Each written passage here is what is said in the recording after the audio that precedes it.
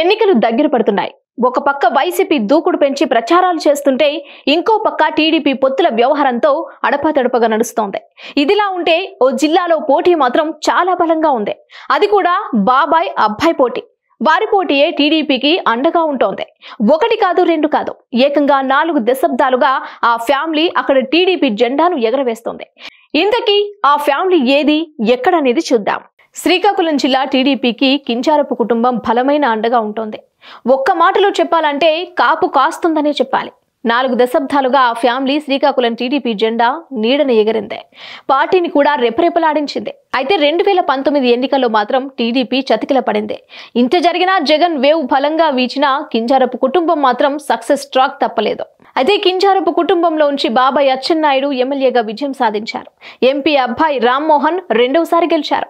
ఇక ఇప్పుడు చూస్తే శ్రీకాకుళం జిల్లాలో పార్టీని పటిష్టం చేసే కార్యక్రమంలో బాబాయ్ అబ్బాయి గట్టిగానే తిరుగుతున్నారు. దీంతో వీరిద్దరి మీద టీడీపీ అధినాయకత్వం భారం వేసింది. మరోవైపు ఈసారి ఎన్నికల్లో తాను అసెంబ్లీకి పోటీ చేసి మంత్రి కావాలని అబ్బాయి రామ్మోహన్ భావించారు.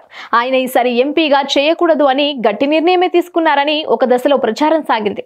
అయితే ఆయన్ని టీడీపీ అధినాయకత్వం నచ్చజెప్పి పోటీలో ఉంచుతోంది. యువకుడు డైనమిక్ లీడర్ అయిన రామ్మోహన్ పోటీలో ఉంటే ఆ లోక్సభ పరిధిలో సీట్లు కూడా పెరుగుతాయన్నది టీడీపీ ఆలోచన. దాంతో పాటుగా ఈసారి గెలిస్తే కేంద్రంలో మంత్రి పదవిని కూడా ఇప్పిస్తామని టీడీపీ హైకమాండ్ ఆయనకు హామీ ఇచ్చిందని అంటున్నారు. మరి టీడీపీ ఆలోచన ప్రకారం బీజేపీతో పొత్తు ఉన్న టీడీపీ 2024 తర్వాత కేంద్రంలో ఏర్పడే మోడీ ప్రభుత్వంలో చేరుతుంది అని అంటున్నారు.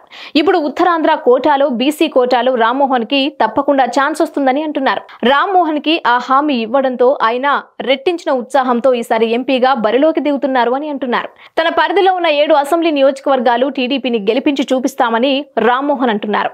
ఇదిలా చూస్తే ఆయన బాబాయ్ అచ్చెన్నాయుడికి కూడా రాష్ట్ర కేబినెట్ లో మంత్రి పదవి ఖాయమని అంటున్నారు. ఇటీవల శంఖారావం సభకొచ్చిన ఆయన లోకేష్ కాబోయే హోంమంత్రిగా అచ్చెన్నాయుడు గురించి చెప్పాడు. అచ్చెన్న వంటి పవర్ఫుల్ లీడర్ హోంమంత్రి అయితేనే లా అండ్ ఆర్డర్ కరెక్ట్ గా ఉంటుందని కూడా ఆయన చెప్పడం విశేషం. మొత్తానికి కింజారపు ఫ్యామిలీ దశ 2024 ఎన్నికల తర్వాత మారుతుందని అంతా అంటున్నారు.